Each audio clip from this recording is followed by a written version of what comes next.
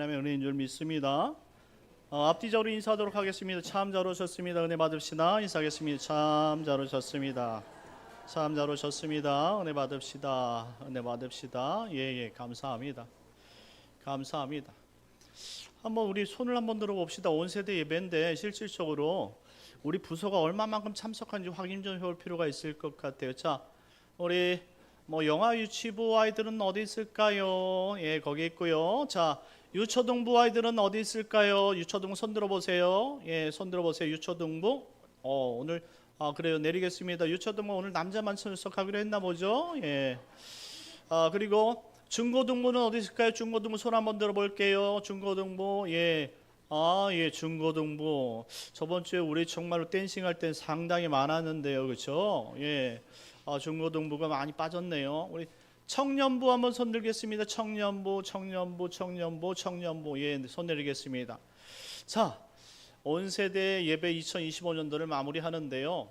2026년도 온세대 예배는 조금 더 규모 있게 했으면 좋겠습니다. 지도자들도 조금 더 관심을 가졌으면 좋겠고요. 선생님들이 더욱더 리더십을 가지고 우리 함께하는 그런 예배가 되었으면 좋겠어요. 그래야지 우리가 온 세대 예배라는 그 타이틀에 걸맞는 예배를 드릴 수 있을 것 같습니다. 여튼 2025년도 한 해가 이제 마지막으로 다 왔고요. 여러분들은 한 해 동안 잘 지내셨습니까? 잘 지내신 분들도 있고요. 솔직히 하나님 앞에 부끄러우신 분들도 있으리라 생각이 됩니다. 하지만 여러분들이 부끄러운 것보다도 하나님 앞에 더욱더 사랑하고 큰 열망들이 있는 그런 한 해가 되었으면 좋겠고요. 새해에는 또 새로운 다짐들이 있었으면 좋겠습니다. 더 하나님을 사랑하고 믿음이 더 성숙한 그런 은혜를 경험하는 그러한 마음들이 여러분들 마음에 있으면 너무나 좋겠습니다. 오늘 말씀을 시작하려고 하는데 벌써 시간이 11시 53분 말씀을 마쳐야 될 때가 돼서 이걸 어떻게 해석해야 되는지 모르겠습니다. 여튼 지난 시간에는 여러분들에게 이 겸손이란 것, 예수님의 롤모델을 설명하면서 모르페 데우, 모르페 둘루라는 단어를 가지고 여러분들이 설명을 좀 드렸어요. 하나님께서 이 땅에 오신 것은 그분의 형체를 버리시고 이 땅에 종의 형체 모르페 둘루를 입고 이 땅에 오심으로 말미암아 본인이 이 땅에 얼마나 큰 겸손을 보여주셨는지를 확인해 주셨다 이 말씀입니다. 그래서 우리는 그와 같은 겸손을 따라가야 되는 성도들이 되어야 된다라고 오늘 본문에 말씀하고 있는 거예요. 그래서 사도 바울은 오늘 본문을 통해서 우리에게 낭독한 것이 있습니다. 다 같이 한번 따라해 보겠습니다. 하나님의 영광을 위해 더 깊은 성숙으로, 하나님의 영광을 위해 더 깊은 성숙으로. 사도 바울이 빌립보 교인들에게 이야기하는 핵심이 하나님의 영광을 위해 더 깊은 성숙으로 들어가는 것이 성도들의 삶이다 라고 말합니다. 우리 12절 말씀인데 본문 12절 말씀 다 같이 읽겠습니다. 시작. 그러므로 나의 사랑하는 자들아, 너희가 나 있을 때뿐 아니라 더욱 지금 나 없을 때에도 항상 복종하여 두렵고 떨림으로 너희 구원을 이루라.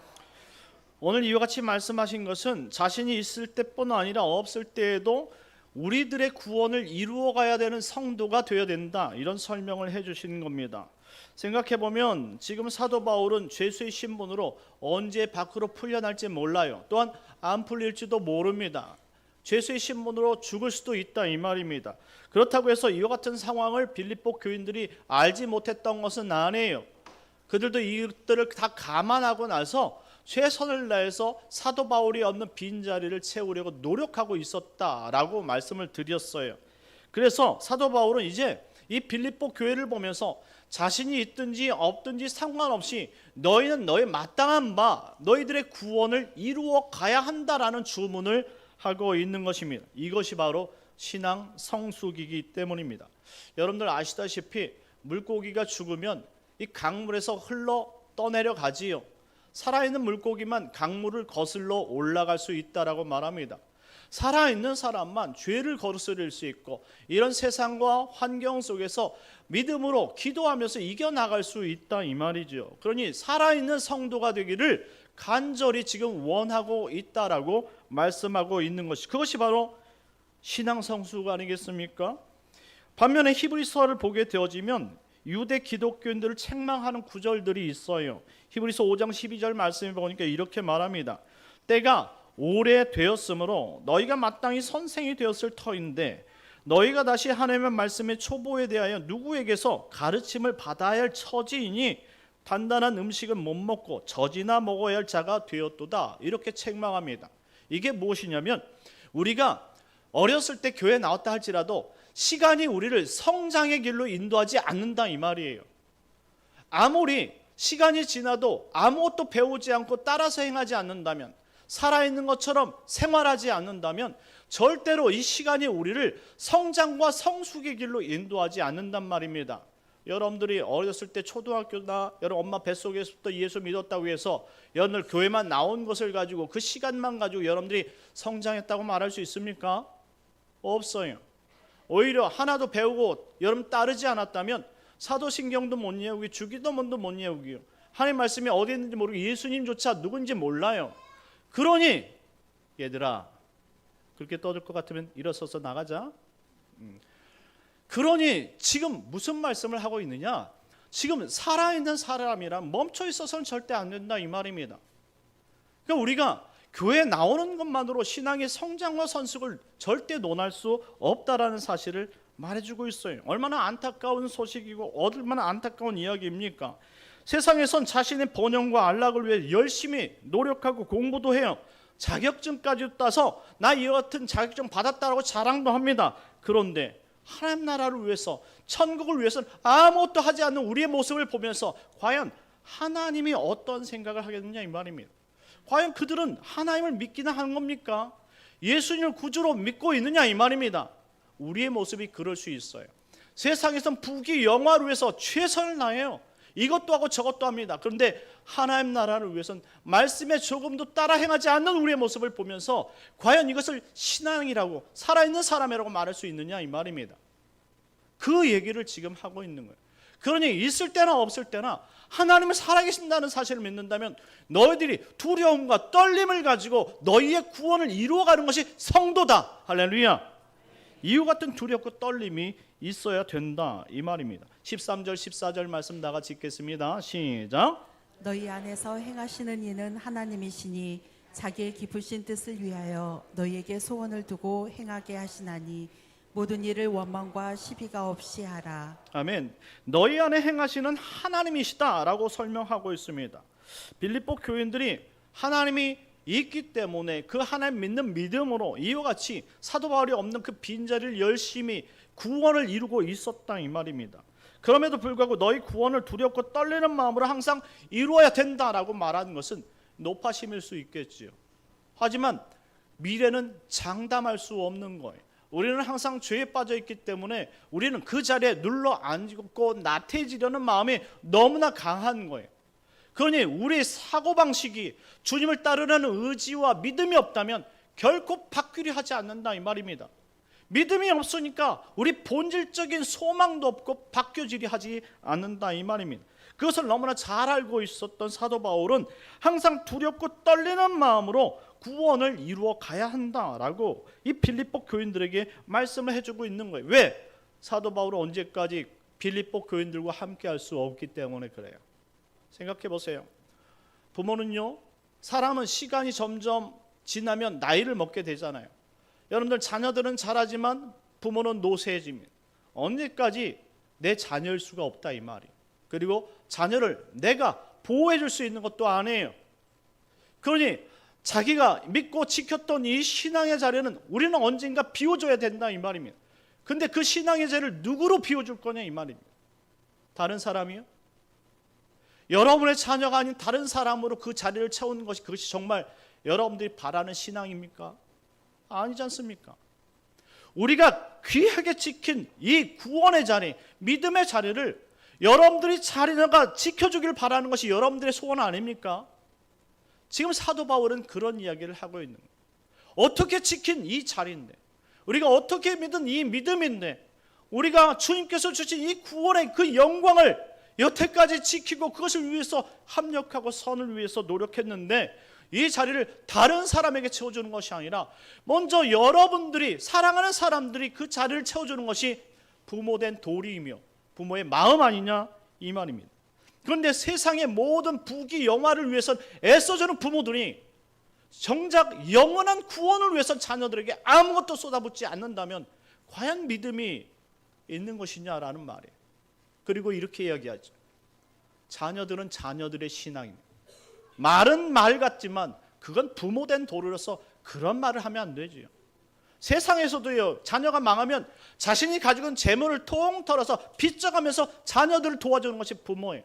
그런데 자녀들이 지옥에 가고 있는 것을 뻔히 알면서 그것은 자기들의 신앙이니까 알아서 하겠지라고 말한다면 이거 너무 이중인격 아닙니까?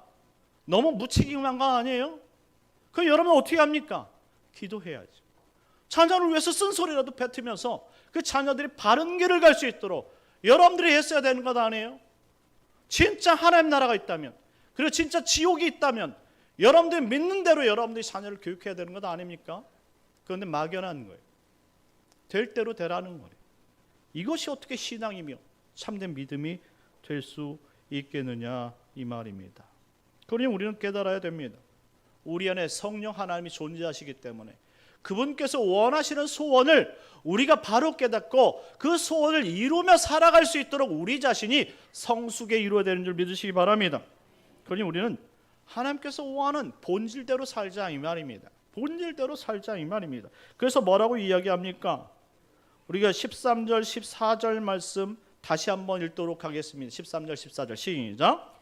너희 안에서 행하시는 이는 하나님이시니 자기의 기쁘신 뜻을 위하여 너희에게 소원을 두고 행하게 하시나니 모든 일을 원망과 시비가 없이 하라. 모든 일을 원망과 시비가 없게 하라 이렇게 말씀합니다. 원망이란 단어가 공귀스몬이란 단어인데 불평 불만을 뜻하는 이 감정적인 성품을 이야기하는 감정 대립.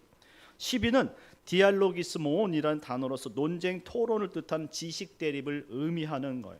한마디로 감정적이고 지식으로 인해서 너무나 교만해져서 다른 사람들을 깔보고 얕보고자 하는 그런 마음으로 살아서는 안 된다라는 말입니다. 그것은 하나님께서 주시는 성품이 아니란 말이에요. 오히려 갈라디아서 5장 22절 23절 말씀에 보면 성령의 열매는 사랑과 희락과 화평과 오래 참음과 자비와 양성과 충성과 온유와 절제니 이 같은 것을 금지할 법이 없느니라. 할렐루야. 원망하고 시비할 만한 성품들이 성령의 열매는 존재하지 않는다라고 말합니다. 무슨 말입니까? 우리가 하나님의 성품보다는 세상의 욕심에 끌려서 살기 때문에 교회 내에서도 원망과 시비를 논하고 절대 멈추지 않는다는 거예요. 조금이라도 우리에게 이익이 없고 불편 불만이 있으면 막 쏟아붓는 거죠. 이것은 성숙이 아니에요. 이것은 성장한 그리스도인의 모습이 아니란 말이에요. 그러니 2025년도를 마무리하는 시점에서 이제 2026년도를 맞이한다면 여러분 성장은 뭐고 성숙은 뭡니까? 조금이라도 나의 이기심을 내려놓는 것. 하나님의 성품을 본받아서 옛날엔 그렇게 삿대질하면서 눈을 흘기면서 살았지만 조금이라도 하나님의 말씀을 따라서 겸손을 향해서 살아가는 것, 그것이 성장 성숙 아니겠습니까? 그러니 우리는 하나님의 성품을 제대로 보고 듣고 배워야 되는 것입니다. 15절 16절 말씀 나같이 읽겠습니다. 시작. 이는 너희가 흠이 없고 순전하여 어그러지고 거스르는 세대 가운데서 하나님의 흠 없는 자녀로 세상에서 그들 가운데 빛들로 나타내며 생명의 말씀을 밝혀 나의 다름질이 헛되지 아니하고 수고도 헛되지 아니하므로 그리스도의 날에 내가 자랑할 것이 있게 하려 함이라. 아멘. 이는 너희가 흠이 없고 순전하여 어그러지고 거스르는 세대 가운데 하나님의 흠 없는 자녀로 세상에서 그들 가운데 빛들로 나타나기를 원하고 계시기 때문이라고 말씀합니다. 예수님께서는 우리를 세상의 소금이요 빛이라고 말씀하셨어요. 마태복음 5장 14절에서 16절까지 말씀인데요. 한번 읽어보도록 하겠습니다. 시작. 너희는 세상의 빛이라. 산 위에 있는 동네가 숨겨지지 못할 것이요 사람이 등불을 켜서 말 아래에 두지 아니하고 등경 위에 두나니 이러므로 집안 모든 사람에게 비치느니라. 이같이 너희 빛이 사람 앞에 비치게 하여 그들로 너희 착한 행실을 보고 하늘에 계신 너희 아버지께 영광을 돌리게 하라. 아멘. 이 말씀은 사도 바울이 이야기한 것과 예수님이 이야기한 것 동일한 거예요. 우리가 세상 가운데 그리스도인으로 성숙해져야 된 이유, 그것은 우리 착한 행실이 세상 사람들로 하나님 나라를 발견할 수 있는 유일한 길이다라고 설명합니다. 그니 원망과 시비로 살면은 절대 하나님을 너희를 통해서 발견할 수 없다라는 거예요. 한마디로 미성숙, 그리스도인의 미성숙이 전도를 망치고 그리고 구원의 길을 막는다, 이렇게 설명합니다.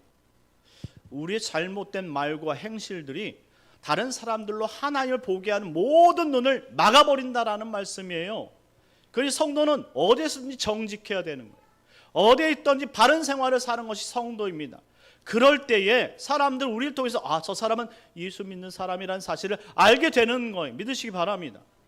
바른 행실을 보일 수 있는 것, 그것이 원망과 시비가 없게 하는 것이며 교회를 더욱더 아름답고 성장과 성숙을 이루게 하는 거예요. 여러분, 목포 영락교회가 70년만 자랑을 하고 그 안에 아무것도 든 것이 없는 빈 깡통이라고 생각해 보십시오. 무엇을 자랑하고 그리고 많은 이 목포 시민들에게 어떤 것을 자랑하여서 그들에게 전도를 할 수 있겠습니까? 아무것도 없다, 이 말입니다. 적어도 예수 그리스도의 사랑을 담는 이 본질적인 사랑, 이것을 성품을 담고 그 사랑을 담을 때에 우리가 그것 하나 자랑하고 그것을 통해서 많은 사람들이 예수님을 보게 하고 전도하게 해야 되는 것 아니겠습니까? 그런데 아직도 자기의 원망과 시비, 감정과 그리고 지식에 다쳐서 여러분들 세상 사람들로 하여금 싸우는 교회, 다투는 교회로 보인다면 어떻게 전도를 할 수 있겠느냐, 이 말입니다. 이런 교회를 어떻게 칭찬할 수 있는 교회며 이런 교회를 어떻게 자랑할 수 있는 교회라고 설명할 수 있겠느냐, 이 말입니다. 그래서 사도 바울이 강조한 성품이 겸손입니다. 다 같이 따라합시다. 겸손한 사람이 되어야 되는 거예요. 당시 이 로마 시대엔 이 권력자들이나 이 상류계층에선 이 겸손이란 단어를 사용하지 않았다라고 설명을 드렸어요. 왜냐하면 이 겸손이란 단어는 노예와 같은 천한 사람의 삶에서 나온 단어이기 때문에 그렇습니다. 생각도 할 수 없는 거예요. 왜냐하면 이 천하다, 보잘것없다라는 이 타페이노스라는 단어하고 남을 높게 섬겨야 한다는 휘페레코라는 단어가 합쳐져서 천하고 보잘것없기 때문에 남을 섬겨야 한다라는 신분의 그 삶에서 나온 단어가 겸손이에요. 그 사람은 누군가를 무조건 섬겨야 되는 신분이기 때문에 겸손할 수밖에 없는 거예요. 그런 세상 사람들이 볼 때 겸손은 어울리지 않다라고 생각하는 거예요. 겸손하는 것은요, 자신이 높은 자리에서 자신이 아량을 베푸는 것을 겸손이라 생각하는, 그건 교만이죠. 오만입니다. 그런 겸손은 예수님께서 말씀하신 적이 없어요. 왜냐? 예수님께서는 완전하시고 영원하신 하나님이 자신의 이 근본 하나님의 본체를 떠나 인간의 나약하고 연약한 종의 형체를 입으신 분이기 때문입니다. 거기서 끝납니까?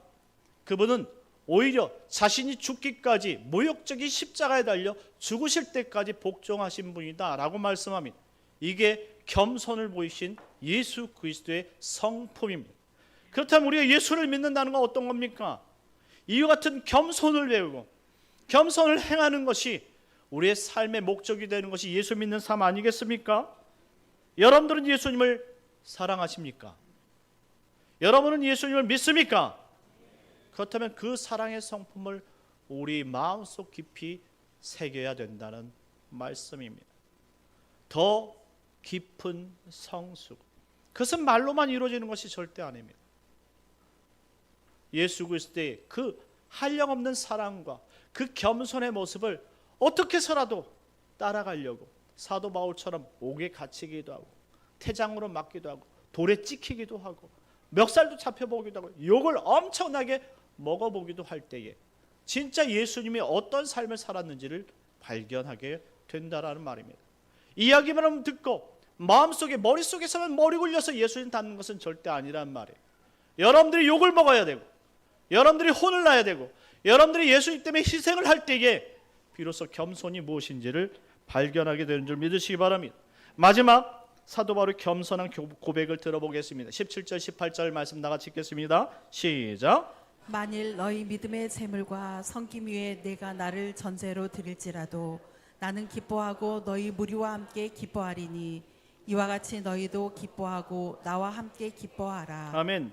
사도 바울은 고백하길 빌립보 교인들이 이와 같은 신앙 성숙을 이뤄갈 수 있다면 자신을 그들의 제물로 버린다 할지라도 드린다 할지라도 자신은 기뻐할 것이다 라고 말씀을 마무리합니다. 사랑하는 성도 여러분, 이것이 우리가 배워야 하는 더 깊은 성숙한 신앙입니다. 성숙이란 말로만 되는 것이 아닙니다. 우리가 하나님의 말씀을 조금이라도 배운 대로 따라 행할 때에 그 성숙이 우리 삶에 배겨지는 줄 믿으시기 바랍니다. 이제 2025년도를 마무리하면서 우리 교회는 더 깊은 성숙이란 주제를 가지고 내일부터 세일의 특별 새벽 기도를 시작합니다. 결심하시고 작정하시고 예수님의 성품에 대한 그 주제를 배워가면서 더 성숙을 향해 나갈 수 있는 우리 성도들 되시길 예수님의 이름으로 축원합니다. 우리 다 같이 한번 기도합시다. 기도하실 때 하나님, 우리에게 믿음을 주시고 참된 성숙으로 우리를 이끌어 주옵소서. 어떻게 해서든 주의 말씀을 따라 행할 수 있는 믿음을 갖게 하시고 그 따름으로 말미암아 주의 참된 겸손을 덧입게 하여 주옵소서. 우리 주여 한번 외치고 기도하겠습니다. 주여, 하나님 아버지 은혜를 베풀어 주시니 감사합니다. 주의 사랑이 충만케 하여 주셔서 오늘도 예수님께서 가르치는 그 겸손을